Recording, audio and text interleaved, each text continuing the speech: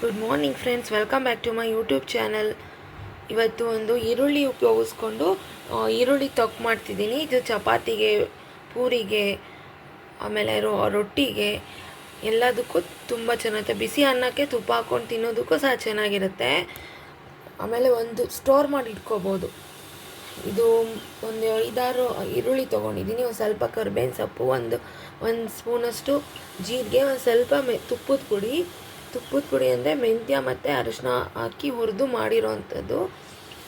ಒಂದು ಒಣಮೆಣ್ಸಿನ್ಕಾಯಿ 10 ತೊಗೊಂಡಿದ್ದೀನಿ. ಆಮೇಲೆ ಬೆಳ್ಳುಳ್ಳಿ ಗೆಡ್ಡೆ 1-2. ಸುಮ್ಮನೆ ಮಾತಾಡ್ಬೇಡ.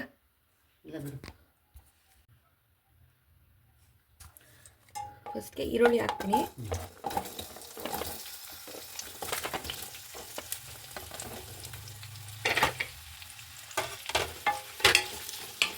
ಎಣ್ಣೆ ಒಂದು 5 ಸ್ಪೂನ್ ಅಷ್ಟು ಹಾಕಿದ್ದೀನಿ. ಒಂದು ಸ್ವಲ್ಪ ಜಾಸ್ತಿನೇ ಹಾಕ್ಬೇಕು ಎಣ್ಣೆ ಇದಕ್ಕೆ.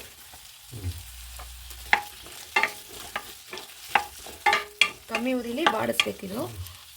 ಇದು ಹಾಕ್ತಾ ಬಂತು. ಇವಾಗ ಜೀರಿಗೆ ಹಾಕ್ಕೊತೀನಿ.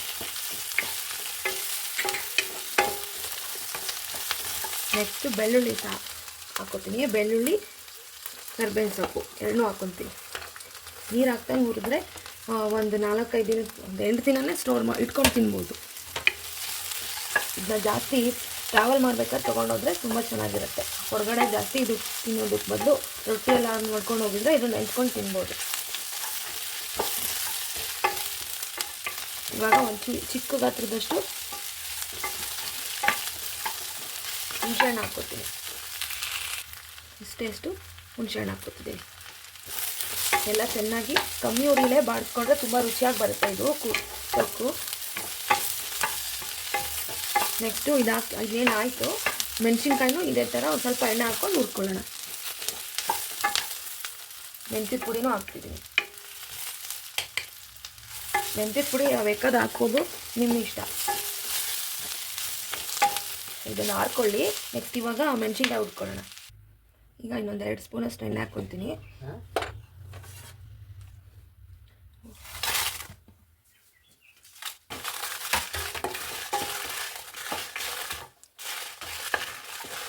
ಇದು ಸಹ ಒಂದು 2 ನಿಮಿಷ ಬಾಡಿಸ್ಕೊಳ್ಳೋಣ.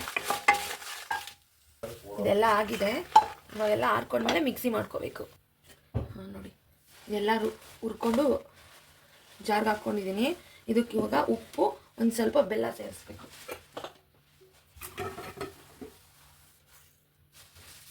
ಒಂದು ಸ್ಪೂನಷ್ಟು ಉಪ್ಪು ಹಾಕ್ತಿದ್ದೀನಿ.